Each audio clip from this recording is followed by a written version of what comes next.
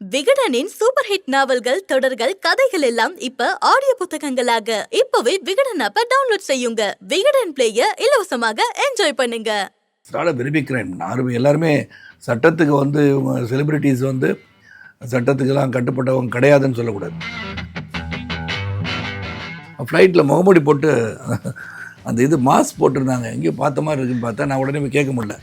அவங்க ஆகிட்டு சார் நான் என்ன ராணிகார் சார். ராணிகார் செக் பண்ணி ஏமாட்டாங்க. நல்லா பண்ணியிருக்காங்க. அந்த படத்தை வந்து பேசிக்காக இந்த த்ரில்லர் எப்படி நினச்சாங்களோ பண்ணியிருக்காங்க.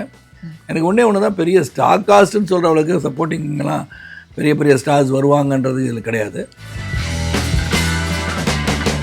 பொது வாழ்க்கையில் எவ்வளோ பேர் டைவர்ஸ் பண்ணுறாங்க. நீங்கள் வந்து டைவர்ஸ் கோர்ட்டில் போய் கேட்டால் தெரியும். ஓகே, அது யாரும் அந்த புள்ளி வரம் யார்ட்டையும் கிடையாது. எவ்வளோ பேர் டைவர்ஸ் பண்ணுறாங்க. 3 மாதம் கல்யாணம் ஆகி டைவர்ஸ் பண்ணலாம் இருக்காங்களே, கேள்விப்படுறோம்ல. ஃப்ரெண்ட்ஸ் சர்க்கிளில் பார்க்குறோம், சொந்தக்காரங்க சர்க்கிளில் பார்க்குறோம், நடக்க தான் செய்யுது. செலிபிரிட்டின்னா அது வந்து மிகப்பெரிய ஒரு விஷயமா எடுத்துக்கொள்ளப்படுகிறது. ஓகே, சுபாஷ் சந்திர போஸாக நடித்து இயக்க வேண்டிய படம் தான் சுபாஷ் சந்திர போஸ் தான் எனக்கு லைஃப் பண்ணணும் ரொம்ப நாள் ஆசை. சினிமா இடைநேர்களுக்கு வணக்கம். இந்த எபிசோட் ஆஃப் சினிமா இடைநேரடி கான்வர்சேஷன்.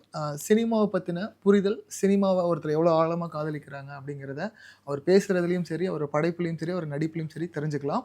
அதே சமயம் இந்த படத்துக்கான டைட்டில் இவருக்கு, அதாவது ஆஃப் ஸ்க்ரீனில் பார்க்குற முகத்துக்கு அப்படியே போகிறதும். சரத்குமார் சார் வணக்கம். வணக்கம் செல்வம் சார். சினிமாவில் இத்தனை வருடங்கள் பயணம் அதெல்லாம் தாண்டி 150 நம்பர் அப்படிங்கிறது, 150 படங்கள், இட்ஸ் நாட் அ நம்பர். இது ஒரு பெரிய சாதனைன்னு தான் சொல்லணும். ஏன்னா over the period of time cinema நிறைய சேஞ்ச் ஆகிருக்கு. நிறைய டைரக்டர்ஸ் புதுசாக வராங்க. எனக்கு ரீசெண்டாக நீங்கள் போர் தொழிலில் விக்னேஷ் பற்றி ப்ரீ ரிலீஸில் சொன்னீங்க, ஹி ஹேஸ் சம் பொட்டன்ஷியல் அப்படின்ட்டு. படம் ரிலீஸ் ஆனதுக்கப்புறம் ஒரு பெரிய பிளாக் பஸ்டர் ஆகுது.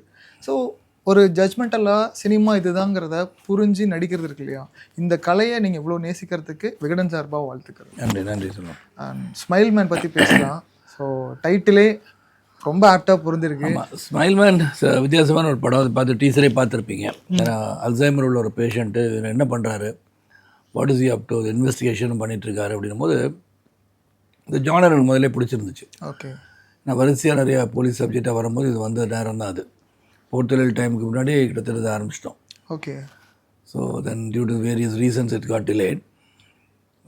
இதில் வந்து ஒரு அல்சைமர் பேஷண்ட் இது லூஸ் இஸ் மெமரின்னு சொன்ன பிறகு கிட்டத்தட்ட கஜினி வந்து அப்படி தானே. ஆமாம், அந்த வந்து எழுதி வச்சுருப்பார் அப்படின்னு சொல்கிறோம். ஸோ இதில் என்ன பண்ணணுன்றது படத்தில் பார்த்தா தெரியும். ஓகே.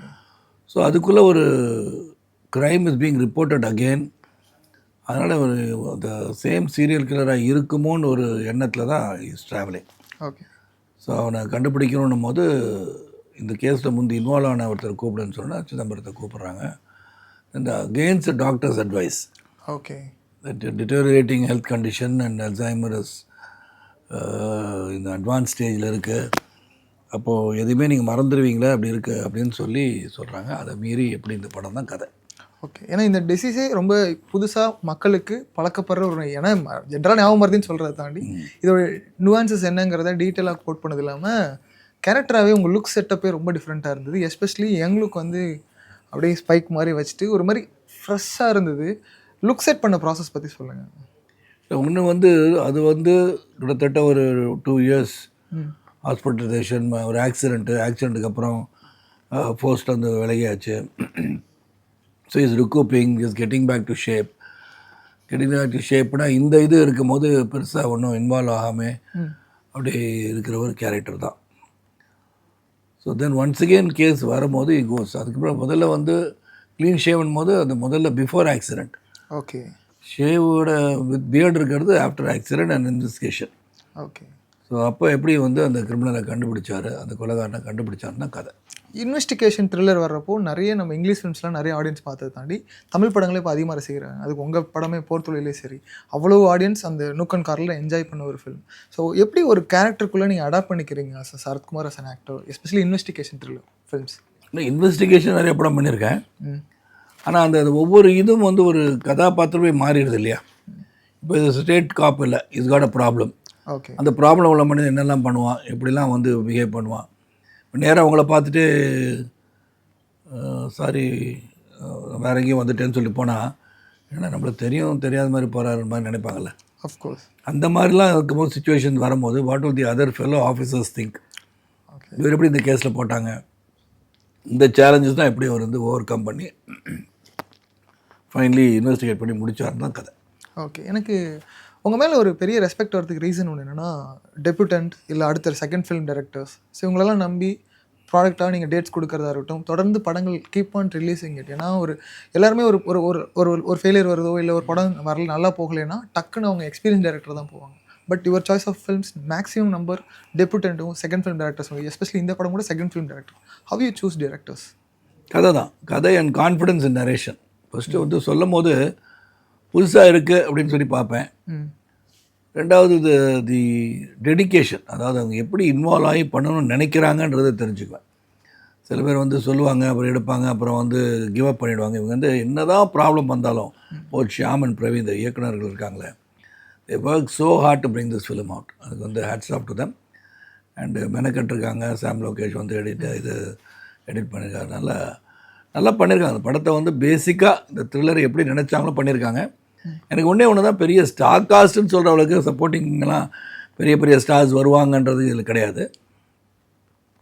அண்டு அப்படி பார்த்தா போர் தொழிலையும் வந்து ஒரு சரத்பாபு இருந்தால், நான் இருந்தேன், அசோக் செல்வன், இப்படி தான் இருந்தோம். அது மாதிரி இது ஒரு இன்வெஸ்டிகேஷன் ஒர்க் ஆகிடுச்சுன்னா it be a good film to watch. Technically sounded ஃபில்மாக இருக்கும்னு தோணுச்சு. ஏன்னா டீசர் பார்த்த வரைக்குமே போர் தொழிலும் அதில் வந்து மாற்று கருத்தே கிடையாது. டெக்னிக்கலி இது both are very sound and narrating. என்ன சொல்ல நினச்சாங்களோ சொல்லிட்டாங்க. ஓகே சார், பேசுகிறப்ப கதை தான் முக்கியம்னு சொன்னீங்க இல்லையா? இப்போ கதை வந்து யூஸ்வலாக நிறைய பேர் லிசனிங்கில் பெட்டராக கேட்குறது இருப்பாங்க. சில பேர் ஸ்கிரிப்டாக கொடுத்து படித்து இதை நான் பிக் பண்ணுவாங்க. உங்களோட ப்ரொபகண்டா எது சார்? நீங்கள் ஸ்டோரி படித்து சொன்ன பிறகு ஸ்கிரிப்ட் புக் வாங்கிடுவேன். ஓகே, அதையும் படிப்பேன். அதில் சில கரெக்ஷன் சொல்லுவேன். எனக்கு மனசுக்கு பட்ட கதை ஒரு டவுட்ஸு, இது எப்படி ஒர்க் ஆகும், இது இந்த இடத்துல கோர்வை இல்லாமல் இருக்குது, டூ மணி இன்டர்கட்ஸ் இருக்கு, ஃப்ளாஷ்பேக் ஒரு 4 தடவை போயிட்டு வந்தீங்கன்னா எப்படி புரியும், இந்த மாதிரி கேள்வி கேட்டால் அவங்க கன்வின்ஸ் பண்ணிட்டாங்கன்னா தென் ஐ கெட் கன்வின்ஸ்டாக then will go with it. Okay, அப்புறம் வந்து சின்ன சின்ன சேஞ்சஸ், டயலாக்ஸ் அது இது சேஞ்சஸ்னால் அது ஸ்பாட்டில் பண்ணுறது தான். மற்றபடி I don't interfere with director when he direct. Okay, எக்ஸிக்யூஷனே இவ்வளோ தான், இந்த ப்ராசஸ்க்குள்ளே முடியும், அவ்வளோதான், எல்லாம் முடிஞ்சிடும். ஓகே. ஸோ படங்கள் நீங்கள் டைரக்ட் பண்ணது ஒரே ஒரு படம் தான் டைரக்ட் பண்ணீங்க, அதுக்கப்புறம் டைரக்ஷனே பண்ணல, ஏன் சார்? தலைமகன் வந்து நான் ஒரு கதையை எடுத்து டைரக்ட் பண்ணணுன்னு இறங்கி நான் பண்ணல. இந்த படத்தை முடிக்கணுன்றதுக்காக எடுத்து பண்ணேன். ஓகே, நான் பாலாஜி நல்ல நண்பர் தான். சம் கன்ஃபியூஷன் வந்துருச்சு அந்த கடையுடைய போயிட்டே இருக்கும்போது. சடன்லி சம்வேர் he felt இது நினச்ச மாதிரி முடிக்க முடியாத ஏதோ டவுட் வந்துடுச்சு. அதனால் அவர் எழுதியிருந்த ஸ்கிரிப்டை எங்கெங்கே சின்ன சின்ன கரெக்ஷன்ஸ் இருந்தால் கூட லைட்டாக பண்ணிவிட்டு நான் பண்ண வேண்டிய நிலைமை ஆகிப்போச்சு. ஏன்னா நானும் 9 நடித்தோம் அதில். அதை முடிக்க வேண்டிய நிலைமை இருந்துச்சு. அதனால் அந்த படத்தை சக்ஸஸ்ஃபுல்லாக முடித்து ரிலீஸுக்கு கொண்டு வந்துட்டோம். அவ்வளோதான். ஸோ இட்ஸ் அன் ஆக்டர் ரெஸ்பான்சிபிலிட்டிங்கிறது, படத்தை எடுத்து முடிச்சு ரிலீஸ் பண்ணுங்கிறது உங்களுக்கு இருக்கிறதுனால அதை பண்ணிட்டேன். ஸோ நாலேஜ் இருந்தனால அதையும் பண்ணிட்டேன். ஓகே. ஸோ ஒரு படத்தை டைரக்ட் பண்ணோம்னா அது ஃபுல் டைம் ஜாப். அது ஓகே, பண்ணலாமே சார், இவ்வளோ வருஷம் எக்ஸ்பீரியன்ஸ். அது பண்ணணும். அதுக்கு வந்து ஃபுல் டைம்னா ஒரு மெனக்கட்டு அதுக்கு படத்தை ரெடி பண்ணி கான்சன்ட்ரேட் பண்ணி அது 1 இயர் ப்ராஜெக்டாக பண்ணுவேன். நான் பண்ண அதை ரிசர்ச் பண்ணி ஓகே அந்த மாதிரி ஏதாச்சும் கதை பண்ணணும்னு நினச்சேன். நான் மேடத்தை வச்சு ஒரு படம் பண்ணலான்னு பிளான் பண்ணேன். ஓகே, அப்படி பிளான் பண்ணிட்டு இருக்கும்போது அவங்களுக்கு வந்து நான் நினச்ச மாதிரி ஒரு பாத்திரம் வந்துச்சு, நீங்கள் அதில் நடிகன்னு சொல்லிட்டேன் நான். ஓகே சார், எப்போ சார் எக்ஸிக்யூஷனாக அது வர்றது? அது வந்து இப்போ ஆரம்பிக்க போகிறாங்க அந்த படத்தை. As a director? அவங்க director somebody else is doing the film. எனக்கு அந்த மாதிரி மேடத்தை வந்து எக்ஸ்போஸ் பண்ணணும்னு நினச்சேன். ஓகே, ஒரு கதை அவங்களுக்காக மைண்டில் ஓடிட்டு இருந்துச்சு. ஓகே, அவங்கள வந்து ப்ரிடாமினண்ட்டாக வந்து அவங்களோட பர்ஃபார்மன்ஸு, அவங்களுடைய வேஷி பர்ஃபார்ம்ஸ், அவங்களுக்கு வந்து கொடுக்கப்பட்டுக்கின்ற அங்கீகாரம்னு வரலன்னு நினச்சிக்கிட்டே பல தடவை நான் சொல்லியிருக்கேன் பல இன்டர்வியூவில். ஆமாம், ராதிகா மேடத்துக்கு. அதனால் அவங்களுக்கு வந்து ஒரு அங்கீகாரம் தருகின்ற ஒரு படமாக அமையணும் அப்படின்னு நான் வந்து கதையிலாக்கெல்லாம் உட்காந்து பேசிகிட்டே இருந்தேன். ஓகே, அந்த சமயம் பார்த்து கிட்டத்தட்ட சற்றே உரைய ஏறத்தால் அந்த கதை வந்து அவங்களுக்கு ஆப்டாக ஒன்று வந்தது.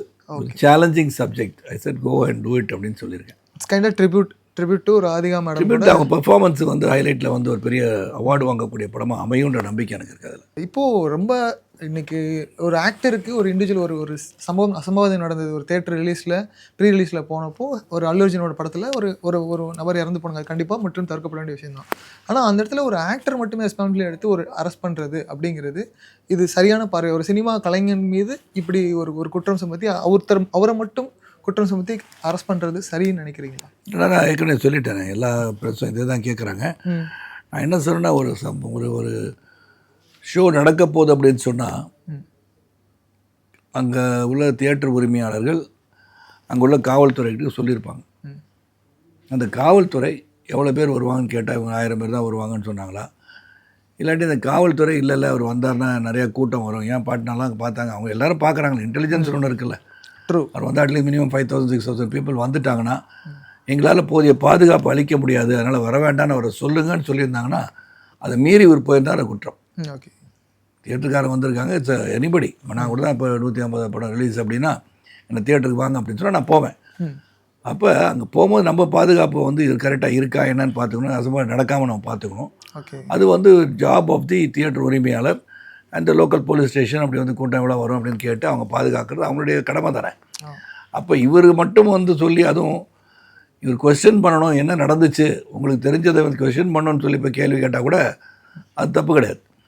ரெண்டாவது கொண்டு போய்ட்டு அரெஸ்ட் பண்ணி அவர் வந்து நெக்ஸ்ட் டே இன்டர்ம் பிரெயினில் வர அளவுக்கு ஒரு நாள் உள்ளே வைக்கிறதுங்க, அதுவும் ஃப்ரைடே அன்னைக்கு நடந்து வந்து ரொம்ப நாள் ஆச்சுல்ல, ஏன் ஒரு வெனஸ்டே தேர்ஸ்டே கூப்பிட்டு கேள்வி கேட்டு அனுப்பிச்சிருக்கலாம்ல. ட்ரூ. ஸோ அதனால் it's not a very big crime. எல்லாருமே சட்டத்துக்கு வந்து இவங்க செலிப்ரிட்டிஸ் வந்து சட்டத்துக்கெல்லாம் கட்டுப்பட்டவங்க கிடையாதுன்னு சொல்லக்கூடாது. Everybody is nobody is above law. ஆனால் இது நடந்த சம்பவம் எதுக்காக இவ்வளோ தூரம் பண்ணுற அளவுக்கு ஒரு பெரிய கிரைமா அப்படின்றது தெரியல. ஒரு இறந்துட்டாங்க, ஒரு ஆழ்ந்த அனுதாபங்கள் ரேவதி அவர்கள் குடும்பத்திற்கு. பட் அவர் கொடுத்த கம்ப்ளைண்ட்டை வச்சு அவங்க போய் அரெஸ்ட் பண்ணி கேள்வி கேட்டிருக்காங்க. அவ்வளோதான். சினிமா கலைஞர்கள் மீது மட்டும் எப்போதுமே மக்களோட பார்வை அதீதமாக இருந்துகிட்டு இருக்குது. எஸ்பெஷலி இந்த அண்டர்ஸ்டாண்டிங் கப்பல் நிறைய பேர் பார்த்தீங்கன்னா இன்றைக்கி விவாகரத்து அப்படிங்கிறது சினிமாவில் அதிகமாகிட்டே இருக்குது. இதனால் இந்த நிறைய ஸ்டேட்மெண்ட்லாம் பார்க்க முடியுது. இனிமேல் அடுத்த தலைமுறைகள்லாம் கல்யாணத்தை பற்றி யோசிப்பாங்கிற அளவுக்குலாம் கேள்விகள் வருது. But understanding is for cinema கப்பல் அப்படிங்கிறது மக்கள் எப்படி கப்பல் கிடையாது. ஜென்ரலாக வந்து என்ன நடக்குதுன்றது வெளியே தெரியல.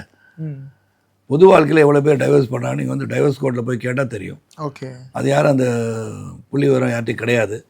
எவ்வளோ பேர் டைவர்ஸ் பண்ணுறாங்க, 3 மாதம் கல்யாணம் ஆகி டைவர்ஸ் பண்ணலாம் இருக்காங்களே, கேள்விப்படுறோம்ல. ஃப்ரெண்ட்ஸ் சர்க்கிளில் பார்க்குறோம், சொந்தக்காரங்க சர்க்கிளில் பார்க்குறோம், இல்லை நடக்க தான் செய்யுது. செலிபிரிட்டின்னா அது வந்து மிகப்பெரிய ஒரு விஷயமா எடுத்துக்கொள்ளப்படுகிறது. ஓகே, ஆமாம். அஃப்கோர்ஸ் சூரியவம்சன் 2 பண்ணுற ஐடியாவில் இருக்குது. நீங்கள் லாஸ்ட் இன்ட்ரடியூஸ் பண்ணீங்க நாட்டாமை. இன்றைக்கி இருக்க ஜென்ரேஷனுக்கு திருப்பி ரிவாம் பண்ணி, ஏன்னா ரீரிலீஸ்லாம் தாண்டி பார்ட் 2 அப்படின்ற ஒரு ஆப்ஷன் யோசிச்சா நீங்கள் டைரக்ட் பண்ணுறதுக்கான வாய்ப்புகள் இருக்கா? பார்ட் 2 நம்ம பண்ணக்கூடாது, ஏன்னா யார் பண்ணாங்களோ அவங்க பண்ணால் தான் நல்லாயிருக்கும்னு நான் நினைப்பேன். ஓகே, நான் வந்து ஒரு புத்தியில் சொல்லிட்டு அது வந்து இப்போ நடக்குமா நடக்காதான் எனக்கு தெரில. நான் வந்து சுபாஷ் சந்திர போஸாக நடித்து இயக்க வேண்டிய படம் தான் சுபாஷ் சந்திர போஸ் தான் எனக்கு லைஃப். பண்ணணுன்னு ரொம்ப நாள் ஆசை. பட்டு அது நிறைவேறுமான்னு தெரியல. பயோபிக்காக பண்ணலான்னு ஒரு ஐடியா. அது வந்து இப்போ என்னதான் இருந்தாலும் அது வந்து நிறைய மெனக்கெடணும், அது நேரம் காலம் இருக்கான்னு தெரியல. பட் இல்லாட்டி வேறு ஏதாச்சும் டிஃப்ரெண்ட்டாக வந்து இந்த மாதிரி ஏதாச்சும் வித்தியாசமாக பண்ணணுன்னு பார்க்குறேன். இந்த மீன் டைம் நிறைய ஃபிலிம் கமிட்மெண்ட்ஸ் இருக்குது எனக்கு. ஓகே, தொடர்ந்து வந்து இப்போ வந்து சித்தார்த்தோட படம் பண்ணிகிட்ருக்கேன், பிரதீப் ரங்கநாதன் மைத்ரிக்கு படம் பண்ணிகிட்ருக்கேன், புஷ்பா 2 ப்ரொடியூசர்ஸ்க்கு. இப்போ அஜித் படம் முடிச்சுட்டு அவங்க வருவாங்க. ஓகே, ஸோ அதுக்கு இந்த படம் ஷூட்டிங் ஆரம்பிச்சிருச்சு. ஒரு மலையாள படம் பண்ணுறேன், ஒரு கன்னட படம் பண்ணுறேன். ஸோ எல்லாமே ஒரு மெயினாக வந்து சப்ஜெக்ட்ஸ் தான், நான் இன்வால்வ் பண்ண கதைகள் தான் எல்லாமே. ஸோ அதனால் இந்த இதில் வந்து நம்ம டைரக்ட் பண்ணி உட்காந்து பேசி ஏதாச்சும் பண்ணுறதுன்றது I don't think it's possible தான். இல்லை சார், நீங்கள் சொன்ன எக்ஸாம்பிள் ரொம்ப ஆச்சரியமாக இருந்தது. ரொம்ப நாங்கள் எதிர்பார்க்குற ஒரு விஷயம். ஏன்னா இந்தியாவில் மோஸ்ட் லவ்டு லீடரில் அவரும் ஒருத்தர், நேதாஜி சுபாஷ் சந்திர போஸ். ஏன்னா நம்ம இப்போ இங்கிலீஷ் ஃபிலிம்ஸ் எடுத்துக்கிட்டா இந்த ஜெர்மனில் நடந்த அந்த வேர்ல்டு வார் டைமில் நடந்த விஷயங்கள் எல்லாமே நம்ம படம் நம்ம தமிழ்நாட்டில் இந்திய மண்ணோட தலைவர்களை அந்த மாதிரி படங்களாக பார்க்குறது ரொம்ப ஆச்சரியமாக இருக்கும், அபூர்வமாக இருக்கும். அதை ஏன் சார் பண்ணுறதில்ல? நீங்கள் பண்ணலாம். இல்லை பண்ணலாம், அதை ஒவ்வொன்றா எடுத்து பண்ணணும். பண்ணி வந்து இப்போ வந்து டைரெக்டாக வந்து ரிலீஸ் அப்படின்னு பண்ணும்போது எப்படி இருக்குன்னு தெரியல. இப்போ அமரன் பண்ணாங்க. So that was valour. அது வந்து சம்பவம் எல்லாம் வந்து எவருக்கு மெமரியில் அப்படியே இருந்துகிட்டு இருந்தது. நம்ம க்ரியேட் பண்ணும்போது இப்போ ஒரு 100 வருஷத்துக்கு முன்னாடி நடந்தது, 50 வருஷத்துக்கு முன்னாடி நடந்தது க்ரியேட் பண்ணோம் அப்படின்னா அந்த க்ரியேட் பண்ணி பர்ஃபெக்டாக கொண்டு ரீச் பண்ணணும் இல்லையா? இந்த மார்க்கெட்டிங் பண்ணி ரீச் பண்ணுறதுக்கான சரியான பயோபிக்கோ ட்ரூ இன்சிடென்ட்ஸ் வச்சு பண்ணலாம். பண்ணால் அது வரவேற்பு இருக்கும். நான் வந்து அப்படி 2 ட்ரூ ஈவெண்ட்ஸை வச்சு 2 கதை பண்ணுறோம். ஓகே, ரெடான்லேயே வந்து பண்ணுறோம். என்னென்ன இன்சிடென்ட் சார்? அது என்னென்ன? அது போலீஸ் ஆஃபீஸர் பற்றி தான். அதுவும் வந்து ஒரு க்ரைம் ஒன்று, மிகப்பெரிய க்ரைம் ஒன்று, கர்நாடகாவில் நடந்த க்ரைமு, அது ஒன்று பண்ணுறோம். இன்னொன்று வந்து இங்கே வந்து ஒரு போலீஸ் ஆஃபீஸர் மனிதாபிமானமாக எப்படி வந்து கிரிமினல்ஸை டீல் பண்ணான்ற ஒரு கதை இருக்குது. ஒரு கிரிமினல் வந்து அவனுக்கு குற்றம் சாட்டப்பட்டு அவனை வந்து கோர்ட்டில் தண்டனை கொடுக்குற வரைக்கும் அவனை வந்து அடித்து நொறுக்கி அந்த மாதிரி ஒரு விகரஸாக கேள்வி கேட்குறது பதிலாக நார்மலாக எப்படி அவர் ஹேண்டில் பண்ணார் கேசஸ் அப்படின்னு சொல்லி ஒரு ஆஃபீஸர் இருக்கார், அந்த ஆஃபீஸரை வச்சு பண்ண போகிறோம். அது விரைவில் அனௌன்ஸ்மெண்ட்டும் வரும்.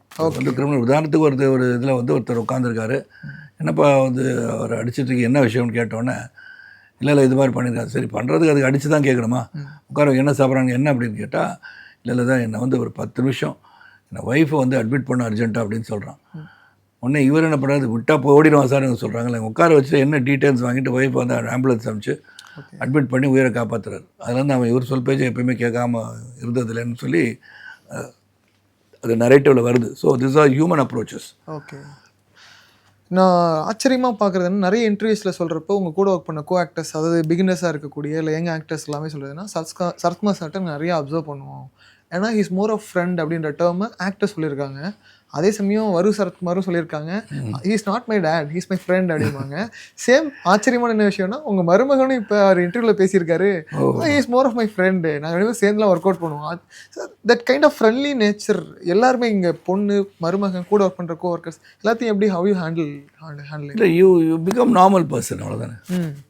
எந்த ஒரு சக்ஸஸோ எந்த ஒரு எக்ஸ்பீரியன்ஸோ, நான் ஒரு பெரிய எக்ஸ்பீரியன்ஸ் ஆள், நான் இதாக இருந்திருக்கேன் அதாக இருந்திருக்கேன், நான் வந்து உங்களோட மேல் அப்படின்னு நினைக்காம just move like a normal person and be friendly with them தான் நான் நினைக்கிறேன். So that atmosphere that we can create, அவங்களும் கம்ஃபர்டபுளாக இருப்பாங்க.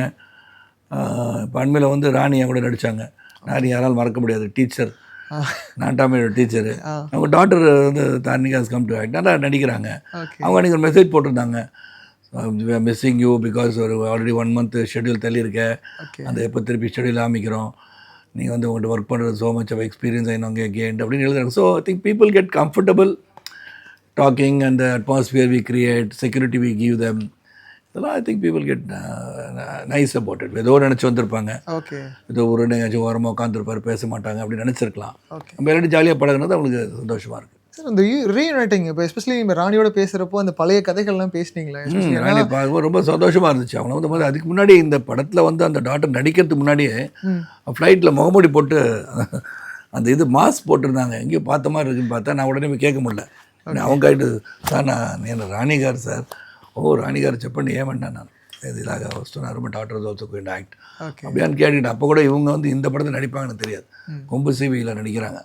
1ஆம் இயக்கத்தில் நானும் விஜயகாந்த் சார் சார் பண்ணுறது. ஓகே. உங்கள் ஃபிலிமில் காமெடி போர்ஷன்ஸ்க்குன்னு ஒரு ஸ்பேஸ் எப்போவுமே இருந்துகிட்டு இருந்திருக்கு. எஸ்பெஷலி நீங்கள் நாட்டாமே எடுத்துக்கிட்டாலும் அந்த செந்தில் கவுண்டமணி அவங்க காமெடி அப்பாசன் காமெடி இருக்கு இல்லையா, அது ஒரு லீட் ஆக்டராக நீங்கள் எப்படி அந்த ஸ்பேஸ் கொடுக்குறீங்க எல்லா காமெடியனுக்கும்? அது ஒரு part and parcel of movie தான். ஒரு டீமில் வந்து இதெல்லாம் இருக்கும் போது இப்போ பார்த்தீங்கன்னா பார்த்தீங்கன்னா வடிவேல் வந்து பெரிய ப்ளஸ்ஸாக இருந்தார் அந்த படத்தில், மனசுன்னு பெரிய ப்ளஸ்ஸாக இருந்தார். இது மாதிரி அந்த comedy is part and parcel of entertainment in our films. அது எல்லாமே படம் எடுக்கிறாங்க, பொறுத்தவரை எல்லாம் காமெடி கிடையாது. இப்போ more of serious films serious films ஆகிடுது. இப்போ வாழை வந்து ஒரு ஆல்மோஸ்ட் ஒரு பயோபிக் கிட்டத்தட்ட 2 ஈவெண்ட்ஸ் வச்சு, அது மாதிரி பீப்புளோட ரசனைகள் மாறுது. ஆனால் ஒரு நல்ல படமாக கொடுத்தா பார்க்குறாங்கன்றது என்னுடைய நம்பிக்கை. மோர் ஆஃப் அஸ் ஹியூமரை மிஸ் பண்ணுறோமோ அப்படின்ற ஒரு ஃபீல் இருக்குது சார் அஸ் காமன் ஆடியன்ஸ். எனக்கு வந்து பொன்றாம் படம் ரிலீஸ் ஆகும்போது ஹியூமரெலாம் மிஸ் பண்ண மாட்டீங்க, சிரிச்சுக்கிட்டே இருப்பீங்கன்னு நினைக்கிறேன். ஓகே. ஸோ அந்த கிரியேட்டர்ஸ் கம்மியாகிறாங்களே, ஏன்னா இன்றைக்கி வர யங் கிரியேட்டர்ஸ் எல்லாருமே ஒரு இன்வெஸ்டிகேஷன் த்ரில்லரோ இந்த ஜான்ராவே பார்த்தீங்கன்னா ஒரு மாதிரி கிரைம் த்ரில்லர் ஆக்ஷன் ஃபிலிம்ஸாகவே இருக்குது. ஒரு ஃபீல் குட் ஃபில்மோ இல்லை ஒரு காமெடி ஃபில்மோ பண்ணுறதுக்கான பண்ணுவாங்க. இப்போ வந்து சர்டன் ஃபிலிம்ஸ்க்காக இந்த மாதிரி படமும் நம்மளும் பண்ணலாம்னு சொல்லி தாட் வரதுக்கான வாய்ப்புகள் இருக்குல்ல. Okay. So that will happen.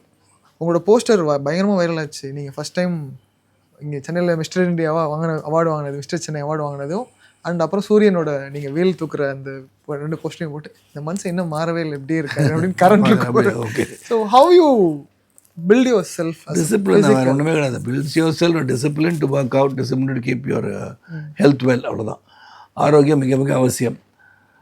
ஆமாம், அதுதான் என்னுடைய பாலிசி, அதை ஐ மெயின்டைன். ஓகே. சினிமா இன்னைக்கு இருக்கிற சுச்சுவேஷனில் ஆடியன்ஸ் இந்த பேன் வேர்ல்டு ஃபிலிம்ஸ் எதிர்பார்க்க ஆரம்பிச்சிட்டாங்க. கமர்ஷியல் சக்ஸஸ் நம்பர்ஸ் வந்து இப்போல்லாம் 1000 crores அப்படின்ற புஷ் வர்றதுனால டெபுட்டன்ட் கிரியேட்டர்ஸ்க்குலாம் நீங்கள் என்ன அட்வைஸ் பண்ணணும்னு நினைக்கிறீங்க? நல்ல கதையை சொல்லுங்கள், நல்ல படம் எடுங்க. அந்த படம் வந்து let it collect and let it get the audience numbers inside. அது முக்கியம்.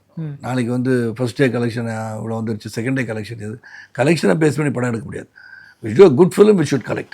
ஓகே. அப்சர்வேஷனே உங்களுக்கு சூப்பராக இருக்கும் சார். நான் அதுதான் அந்த பாயிண்ட்ல ஓப்பனிங் சொன்னது. சாங்ஸ் அண்ட் டேர்ம் ஒன்று சொல்லியிருப்பீங்க. அவர் விக்னேஷ் வந்து இது மணிரத்னத்துக்கு அப்புறம் சொன்னாருன்னு சொன்னேன் இல்லையா? அதெல்லாம் இவ்வளோ டீட்டெயிலாக அப்சர்வ் பண்ணுறீங்க சார். கிரேட். இந்த இறுதி அந்த கேள்வி கேட்டு இந்த கான்வர்சேஷன் முடிக்கலாம்னு நினைக்கிறேன். இன்னைக்கு பழைய ஆக்டர்ஸ் மோகன் அவர்களாக இருக்கட்டும், ராம்கே அவர்களாக இருக்கட்டும், எகெயின் இப்போ ரீஎன்ட்ரி ஆனதுக்கப்புறம் டிஜிட்டல் ஏரால இருக்கவங்களாம் இந்த ரோல் இவங்க சூப்பராக பண்ணியிருக்காங்க. ஆனால் அவங்க நிறைய படங்கள் அவ்வளோ படங்கள் பார்த்துருக்காங்க. So that younger generation what you want to know, அவங்க என்ன தெரிஞ்சுக்கணும்னு எங்கள் தேட்டர் வந்து பழைய படங்களை பார்க்குற ஒரு இது ஆர்வம் அது வரணும்னு நினைக்கிறேன். ரீரிலீஸ் நிறையா படம் பண்ணலாம். இப்போ என்னுடைய டிஸ்ட்ரிபியூட்டர்ஸ் இந்த படத்தோட டிஸ்ட்ரிபியூட்டர் கூட நான் என்னென்ன படம் சார் உங்கள் படம் ரீரிலீஸ் பண்ணான்னு இருக்கேன். நாங்கள் இப்போ பச்சைக்கிளி முத்து சேர்த்து ரீரிலீஸ் பண்ணேன்னு போட்டு சொல்கிறாரு. ஓகே. ஏஐ பண்ணுங்கள், நட்புக்காக பண்ணுங்கள், நாட்டாமை பண்ணுங்கள், சூரியவம்சம் பண்ணுங்கள், லாட் ஆஃப் மூவிஸ் அது. சூரியவம்சம் டிவியில் ஒரு மானசன் பண்ணலாம். ஓகே. லாட் ஆஃப் மூவிஸ் அதை வச்சு பீப்புள் இப்போ இருக்கிற ஜென்ரேஷன் பார்க்காததை பார்க்க வச்சு என்ன மாதிரி படங்கள்லாம் வந்திருக்குன்னு காட்டலாம். Okay sir. எஸ்பெஷலி ராதிகாவுக்கு ஒரு ஸ்பெஷல் விஷ் சொல்லணும்னா என்ன சொல்லுவீங்க? 47 வருஷம் சினிமாவில் இருக்காங்க. கீப் கோயிங் ஸ்ட்ராங் அண்ட் வச்சு மெனி மோர் அக்கலேட்ஸ். ஒரு ஃப்ரெஞ்ச் மூவி வேறு பண்ணிட்டாங்க அண்மையில். ஓ நைஸ். அது வந்து இங்கே வந்து ரிலீஸ் பண்ணுறதா முயற்சி எடுத்துகிட்டு இருக்காங்க. ஸோ கான்ஸ் ஐ மீன் வெனிஸ் ஃபிலிம் ஃபெஸ்டிவல் போச்சு. அதே மாதிரி பல ஃபிலிம் ஃபெஸ்டிவல் கண்டு அவங்க வந்து அவங்களுடைய டேலண்ட்டுக்கு வந்து இன்னும் சரியான மரியாதை கிடைக்கவே நான் நினைக்கிறேன். I wish her all the best and I am sure she will be one among the best artists that I ever seen in my life. Great sir. Always சொல்கிற மாதிரி தான், ஏஜ் இஸ் ஜஸ்ட் நம்பர்ன்றதெல்லாம் அந்த கூட்டரெல்லாம் மாற்றி அமைக்கிறது.